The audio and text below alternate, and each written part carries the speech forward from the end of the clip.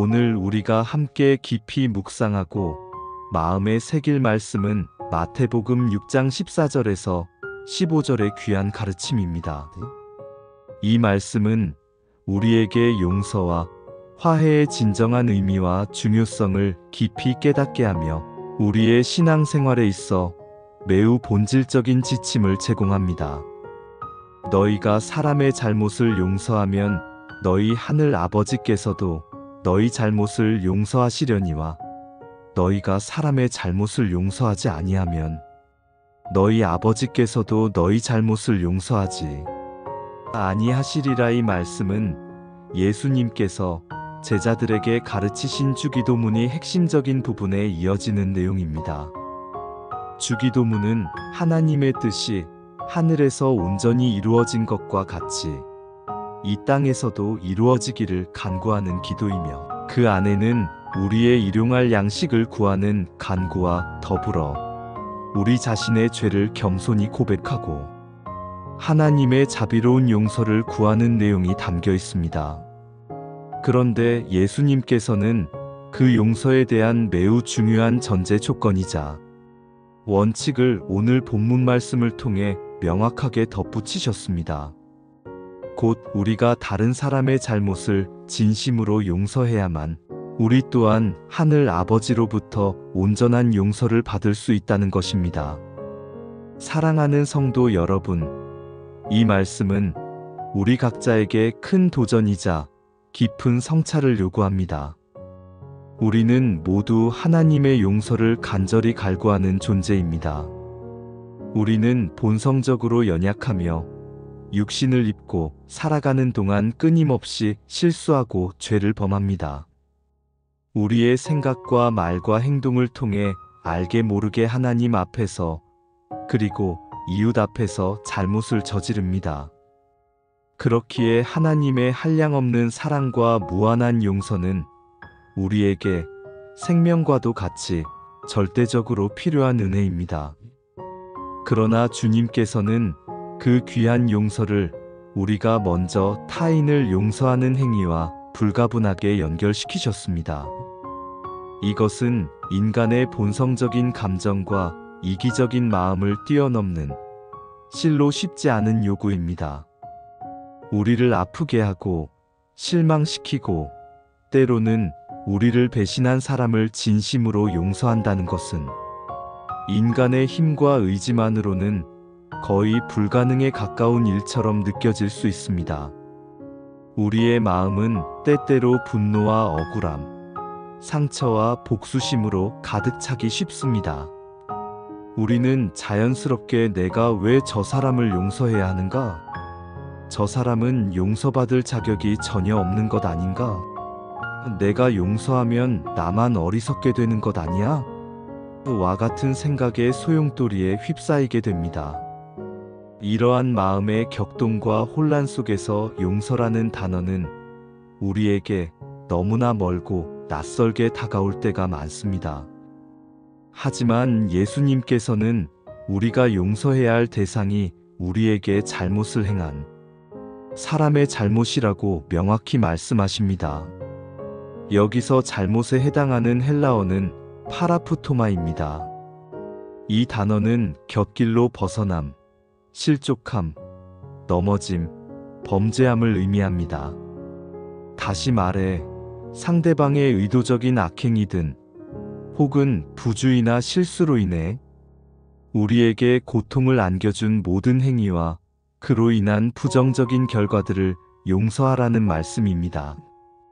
그리고 이 말씀에서 가장 중요하게 강조되는 부분은 바로 용서가 조건부라는 점입니다. 우리가 먼저 타인의 잘못을 용서할 때에만 우리 하늘 아버지께서도 우리의 잘못을 용서하시지만 만일 우리가 다른 사람의 잘못을 용서하지 아니하면 우리 아버지께서도 우리의 잘못을 용서하지 아니하실 것이라고 예수님께서는 엄중하고 단호하게 경고하고 계십니다. 이는 단순히 우리를 위협하거나 두렵게 하려는 말씀이 아닙니다. 오히려 용서가 하나님과의 관계, 그리고 우리의 영원한 구원에 있어서 얼마나 결정적이고 본질적인 요소인지를 분명하게 보여주는 것입니다. 용서란 과연 무엇일까요? 용서는 단순히 상대방의 잘못을 묵인하거나 없었던 일로 치부하는 것이 결코 아닙니다. 또한 그 잘못에 대한 결과나 책임을 면제해주는 것도 아닙니다. 진정한 용서는 상대방의 잘못된 행위로 인해 우리가 받은 상처와 아픔을 온전히 인정하되 그 고통과 부정적인 감정에 매여 상대방을 향한 분노와 증오의 마음을 의지적으로 내려놓는 용기 있는 결단입니다. 그것은 복수심을 포기하고 스스로 심판의 자리에 서지 않는 것입니다. 나아가 하나님의 무한한 긍휼하심을 본받아 사랑과 자비의 마음으로 상대방을 품으려는 노력을 의미합니다. 용서는 궁극적으로 우리 자신을 속박에서 해방시키는 행위이기도 합니다. 미움과 분노, 억울함과 복수심은 마치 독약처럼 우리 자신의 마음을 서서히 갉아먹고 영혼을 병들게 합니다. 이러한 부정적인 감정들은 우리의 평안을 빼앗고 기쁨을 앗아가며 하나님과의 관계마저도 멀어지게 만듭니다. 우리가 진심으로 용서하기로 결단할 때 비로소 우리는 이러한 영적인 속박과 감정적인 사슬에서 벗어나 참된 자유와 해방을 경험하게 됩니다. 우리 주변에는 용서하기가 참으로 어려운 관계들이 존재합니다.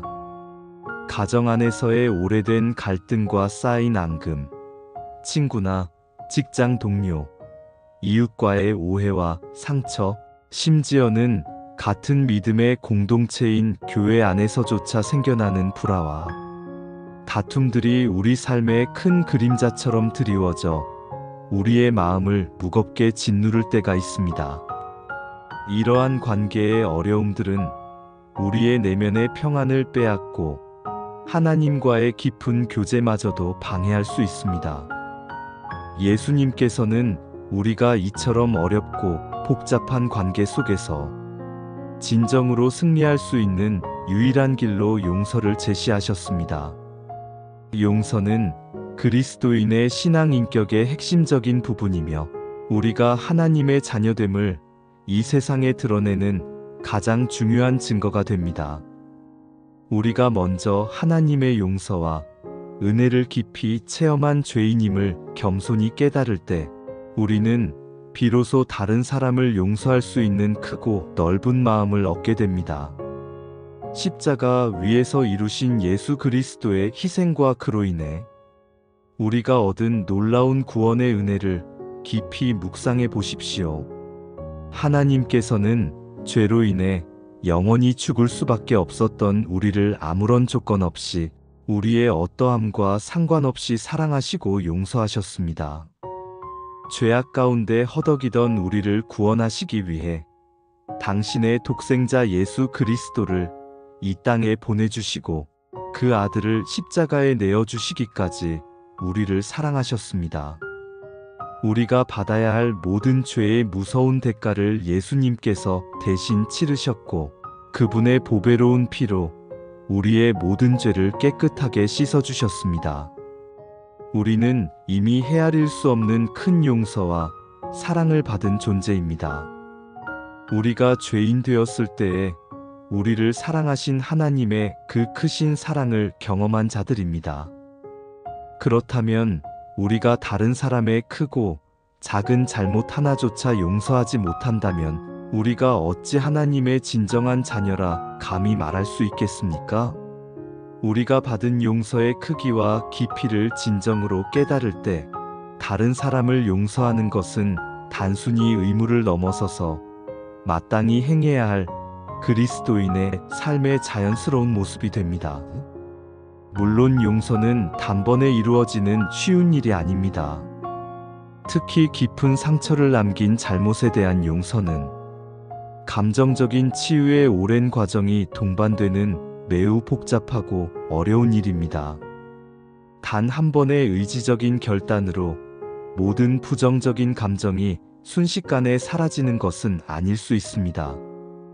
그러나 중요한 것은 용서가 우리의 의지적인 선택이며 하나님께서 우리에게 주시는 은혜와 성령의 능력으로 충분히 가능한 일이라는 것입니다.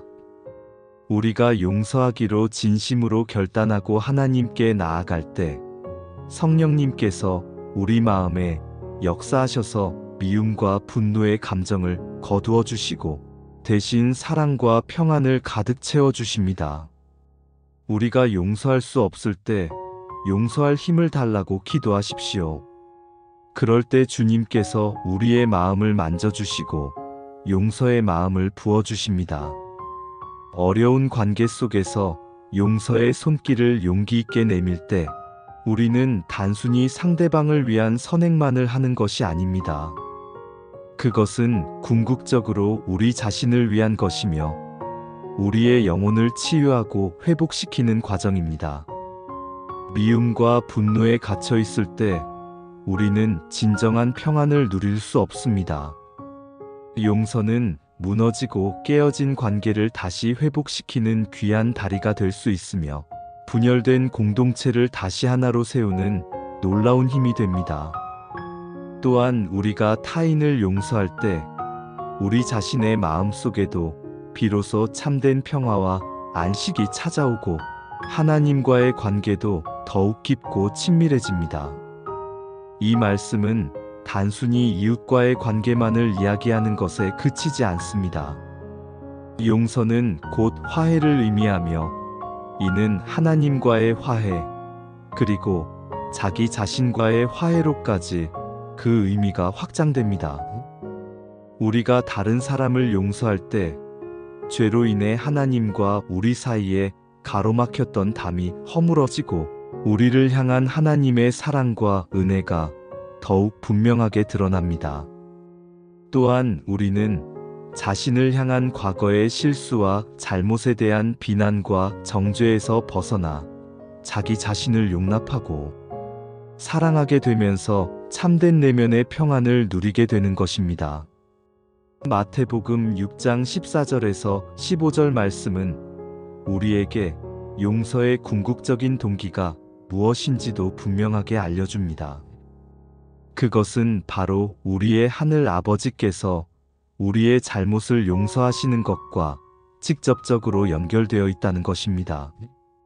즉, 우리가 타인을 용서하는 행위는 단순히 도덕적인 차원을 넘어서서 하나님의 거룩한 성품을 닮아가는 것이며 하나님의 사랑과 뜻을 이 땅에서 실제로 구현하고 실현하는 것입니다. 우리가 용서할 때 우리는 하나님의 성품을 반영하는 자녀의 모습을 보여주는 것입니다. 하나님의 자녀로서 우리는 하나님의 용서를 본받아 용서하는 삶을 살아야 합니다.